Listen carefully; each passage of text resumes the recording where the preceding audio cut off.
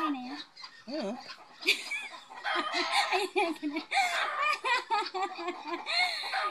Guys, kain tayo guys. Hapon na pala. Anong oras na ba? Kasi naging busy kanina. Tayo kumain guys. Ito ang aming ulam. Oh, naparami ang ulam ba? Ito ang itlog sa aking alagang aso. At paborito na to. Sana yun. Para makakain din siya. Sabay-sabay na kaming kumain. Hindi na pala itong tanghalian guys. Merienda na. Meron kaming calamares. Meron kaming, ang tawag dito? Ginisa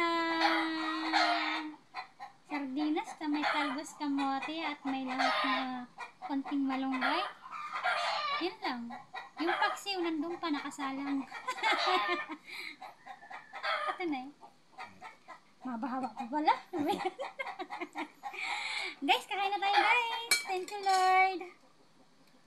Maraming salamat Lord. Thank you Lord.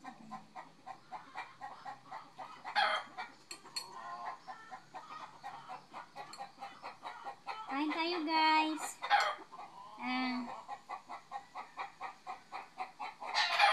Ano pang inaantay? Samahan nyo ako magkumain.